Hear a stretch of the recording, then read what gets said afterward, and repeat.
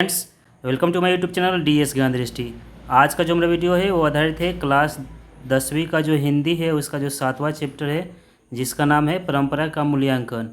तो इस वीडियो में हम लोग जानेंगे परंपरा के मूल्यांकन से संबंधित 30 मोस्ट VVI वस्तुनिष्ठ प्रश्न और उसके आंसर, जो काफ़ी इंपॉर्टेंट है क्लास 10वीं के स्टूडेंट्स के लिए जो 2024 की बोर्ड परीक्षा देंगे, वो चाहे किसी भी राज्य के छात्र हो, बिहार, यूपी, झारखंड, दिल्ली, किसी भी राज्य के हो, उनके लिए मोस्ट इम्पॉर्टेंट वीडियो है। तो इस वीडियो को आप अंत तक देखें क्योंकि काफ़ी इंपॉर्टेंट वीडियो है और इस वीडियो को लाइक और शेयर करना ना भूलें।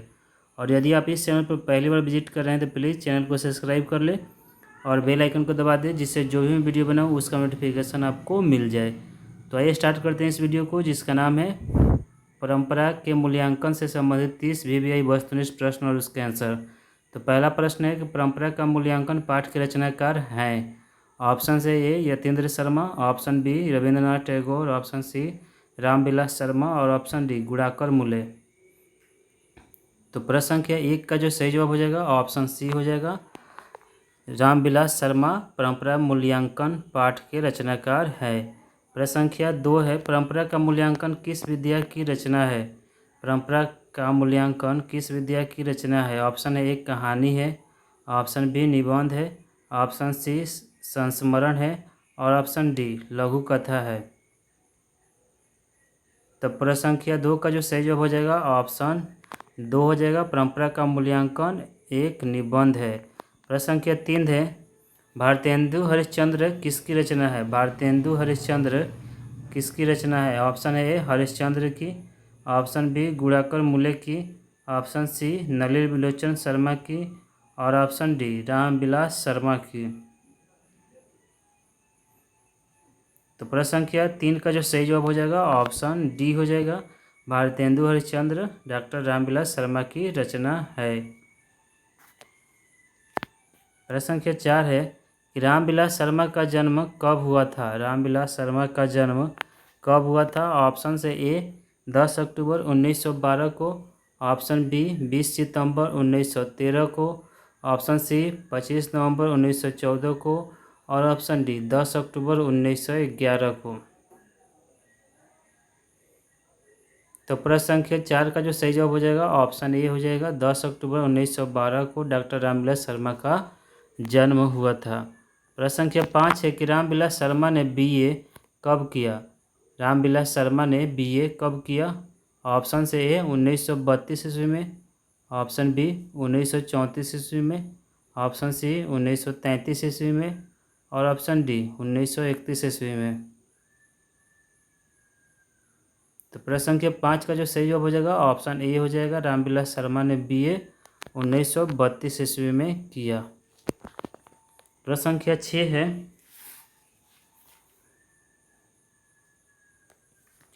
रामविलास शर्मा ने BA किस विश्वविद्यालय से किया। रामविलास शर्मा ने BA किस विश्वविद्यालय से किया। ऑप्शन से ए दिल्ली विश्वविद्यालय से, ऑप्शन बी लखनऊ विश्वविद्यालय से, ऑप्शन सी प्रयाग विश्वविद्यालय से और ऑप्शन डी पटना विश्वविद्यालय से।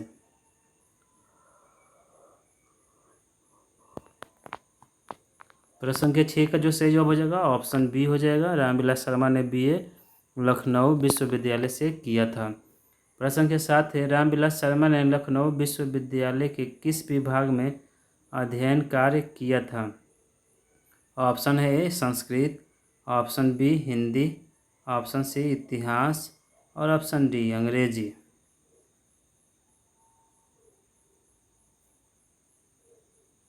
प्रश्न संख्या 7 का जो सही जवाब हो जाएगा ऑप्शन डी हो जाएगा, रामविलास शर्मा ने लखनऊ विश्वविद्यालय के अंग्रेजी विभाग में अध्ययन कार्य किया था। प्रश्न संख्या 8 है, रामविलास शर्मा किस संस्थान के निदेशक बने। रामविलास शर्मा किस संस्थान के निदेशक बने। ऑप्शन है ए KM हिंदी संस्थान, ऑप्शन बी JM हिंदी संस्थान, ऑप्शन सी हिंदी साहित्य अकादमी और ऑप्शन डी राष्ट्रभाषा परिषद। तो प्रश्न संख्या 8 का जो सही जवाब हो जाएगा वो हो जाएगा आपका ऑप्शन ए KM हिंदी संस्थान। प्रश्न संख्या 9 है, कि निराला की साहित्य साधना के रचनाकार हैं। ऑप्शन से ए रामधारी सिंह दिनकर, ऑप्शन बी शिव पूजन सहाय, ऑप्शन सी अशोक वाजपेयी और ऑप्शन डी रामविलास शर्मा।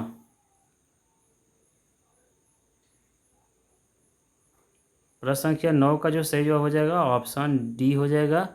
निराला की साहित्य साधना के रचनाकार रामविलास शर्मा जी हैं। प्रश्न संख्या 10 है, साहित्य के निर्माण में किनकी भूमिका निर्णायक है। साहित्य के निर्माण में किनकी भूमिका निर्णायक है। ऑप्शन है ए प्रतिभाशाली मनुष्यों की, ऑप्शन बी भाग्यवादी मनुष्यों की, ऑप्शन सी परिश्रमी मनुष्यों की और ऑप्शन डी पूंजीपति मनुष्यों की। तो प्रश्न संख्या 10 का जो सही जवाब हो जाएगा ऑप्शन ए हो जाएगा। साहित्य के निर्माण में प्रतिभाशाली मनुष्यों की भूमिका निर्णायक रही है। प्रश्न संख्या 11 है, कौन सा ऐसा गुलाम देश था जिसकी सभ्यता ने सारे यूरोप को प्रभावित किया। कौन सा ऐसा गुलाम देश था जिसकी सभ्यता ने सारे यूरोप को प्रभावित किया। Option A Bharat, B America, C दक्षिण अफ्रीका और डी एथेंस।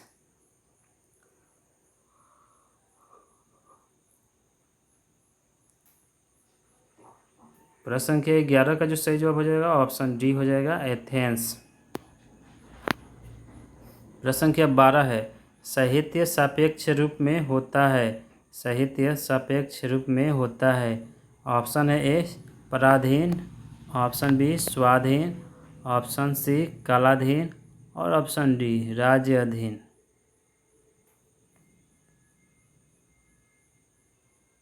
प्रश्न संख्या 12 का जो सही जवाब हो जाएगा ऑप्शन बी हो जाएगा स्वाधीन होता है। प्रश्न संख्या 13 है, साहित्य में विकास प्रक्रिया किस तरह संपन्न होती है। साहित्य में विकास प्रक्रिया किस तरह संपन्न होती है। ऑप्शन से ए समाज की तरह, ऑप्शन बी जंगल की तरह, ऑप्शन सी शहर की तरह और ऑप्शन डी परिवार की तरह।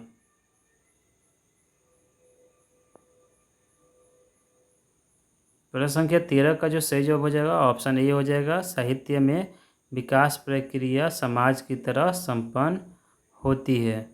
प्रश्न संख्या 14 है कि किन लोगों के लिए साहित्य की परंपरा का ज्ञान सबसे आवश्यक है। किन योगों के लिए साहित्य की परंपरा का ज्ञान सबसे आवश्यक है।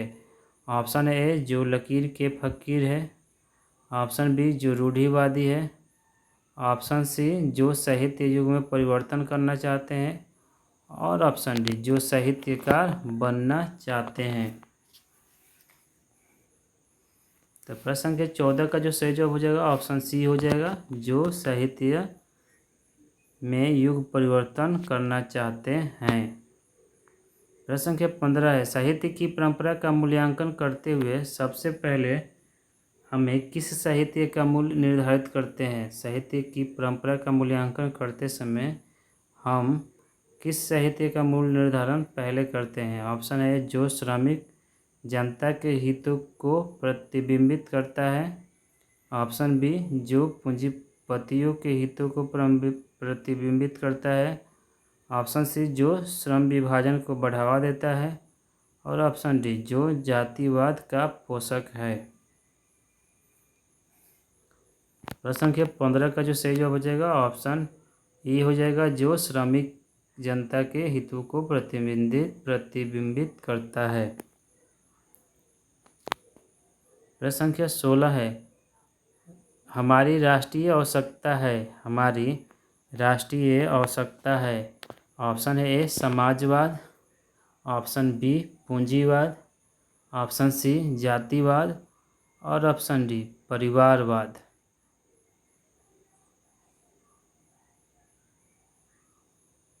प्रश्न संख्या 16 का जो सही जवाब हो जाएगा ऑप्शन ए हो जाएगा, समाजवाद हमारी राष्ट्रीय आवश्यकता है। प्रश्न संख्या 17 है, अविच्छिन्न का शाब्दिक अर्थ है। अविच्छिन्न का शाब्दिक अर्थ है। ऑप्शन है ए खंडित, ऑप्शन बी अटूट, ऑप्शन सी प्रवाहित और ऑप्शन डी ठहराव।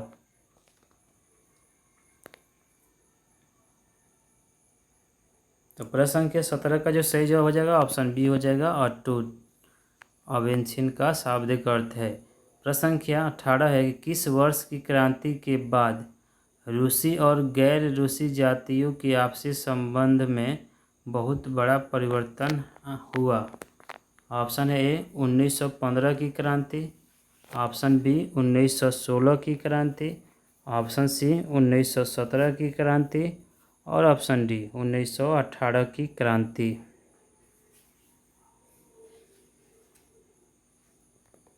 प्रश्न संख्या 18 का जो सही हो जाएगा 1917 की क्रांति ऑप्शन सी के बाद रूसी और गैर रूसी जातियों के आपसी संबंध में बहुत बड़ा परिवर्तन हुआ।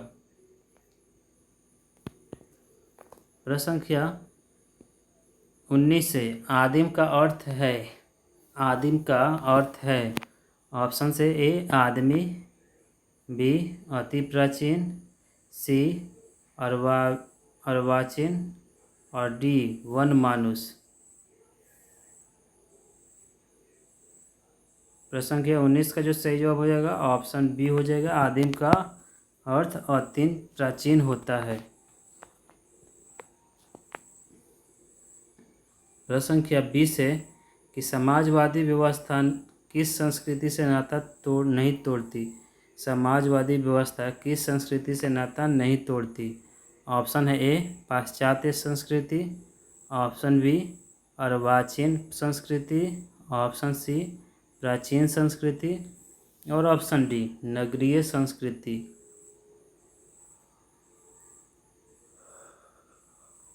प्रश्न संख्या 20 का जो सही जवाब हो जाएगा ऑप्शन सी हो जाएगा, प्राचीन संस्कृति से समाजवादी व्यवस्था अपना नाता नहीं तोड़ती है।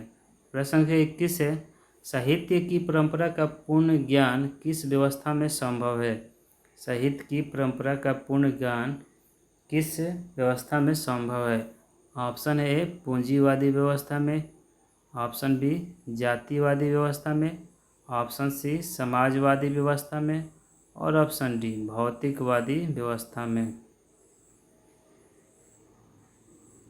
तो प्रश्न संख्या 21 का जो सही जवाब हो जाएगा ऑप्शन सी हो जाएगा, समाजवादी व्यवस्था में साहित्य की परंपरा का पूर्ण ज्ञान आवश्यक है।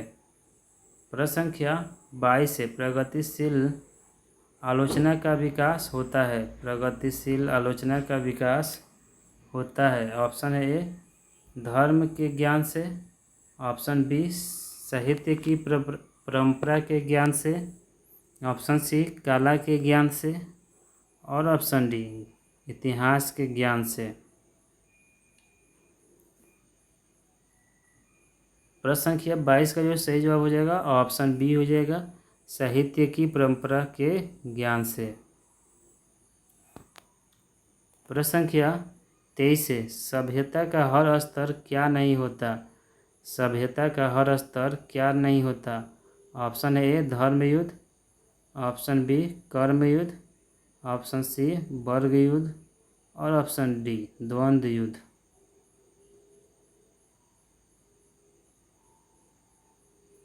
प्रश्न संख्या 23 का जो सही जवाब हो जाएगा ऑप्शन सी हो जाएगा, वर्ग युद्ध। प्रश्न संख्या 24 है कि एथेंस किस महादेश में है। एथेंस किस महादेश में है। ऑप्शन से ए यूरोप महादेश में, ऑप्शन बी एशिया महादेश में, ऑप्शन सी अमेरिका महादेश में और ऑप्शन डी ऑस्ट्रेलिया महादेश में।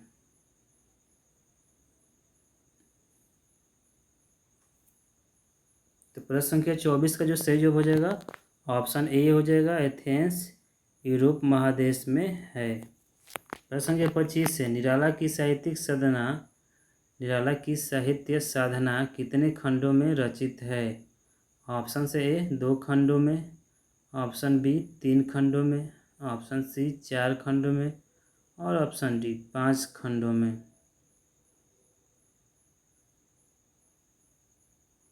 तो प्रश्न संख्या 25 का जो सही जवाब हो जाएगा ऑप्शन बी हो जाएगा, निराला की साहित्य साधना 3 खंडों में खंडित है।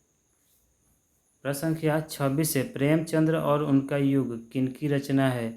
प्रेमचंद्र और उनका युग किनकी रचना है? ऑप्शन ए प्रेमचंद की, option B doctor Murli Manohar Joshi की, ऑप्शन सी दिनकर जी की और option D doctor Ramvilas Sharma की। प्रश्न संख्या 26 का जो सही जवाब हो जाएगा ऑप्शन डी हो जाएगा, डॉक्टर रामविलास शर्मा की। प्रश्न संख्या 27 से कि लैटिन कवि कौन है? लैटिन कवि कौन है? ऑप्शन से ए वर्जिल, ऑप्शन बी है वायरन, ऑप्शन सी है शेक्सपियर और ऑप्शन डी रेनर मारिया रिल्के।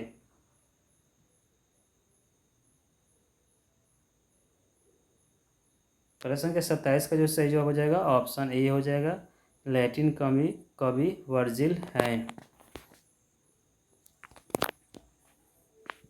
प्रश्न संख्या 28 से कि तार सप्तक में कितने कवियों की कविता संग्रहित है?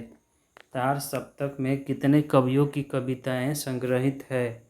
ऑप्शन है ए 4, ऑप्शन बी 5, ऑप्शन सी 6 और ऑप्शन डी 7। प्रश्न संख्या 28 का जो सही हो जाएगा ऑप्शन डी हो जाएगा, तार सप्तक में कुल 7 कवियों की कविताएं संग्रहित है, ऑप्शन डी। प्रश्न संख्या 29 से अज्ञेय ने तार सप्तक कब संपादित किया? अज्ञेय ने तार सप्तक कब संपादित किया? ऑप्शन है ए 1941 में, ऑप्शन बी 1943 में, ऑप्शन सी 1945 में और ऑप्शन डी 1947 में। तो प्रश्न संख्या 29 का जो सही जवाब हो जाएगा ऑप्शन बी हो जाएगा, अज्ञेय ने तार सप्तक 1943 में संपादित किया।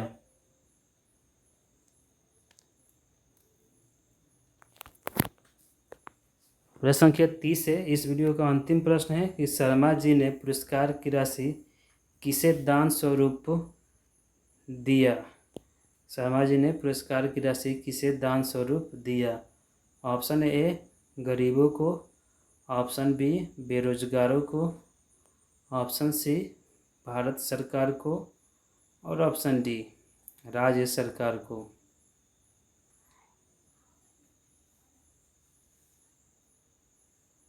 प्रश्न संख्या 30 का जो सही जवाब हो जाएगा कि शर्मा जी ने पुरस्कार की राशि किसे दान स्वरूप दिया। तो इस प्रश्न का जो सही जवाब हो जाएगा ऑप्शन सी हो जाएगा, भारत सरकार को। तो फ्रेंड्स ये था हमारा आज का वीडियो जो आधारित था क्लास 10वीं का जो 7वां चैप्टर है हिंदी का, जिसका नाम है परंपरा का मूल्यांकन, जिसके रचनाकार है डॉक्टर रामविलास शर्मा।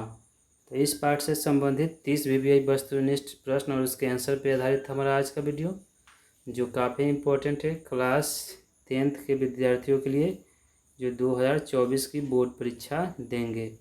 तो इस वीडियो को आप अंत तक देखें, वीडियो को लाइक कीजिए, शेयर कीजिए और यदि आप इस चैनल पर विजिट कर रहे हैं पहली बार तो प्लीज़ चैनल को सब्सक्राइब कर लें और बेल आइकन को दबा दें। तो thank you for listening and watching.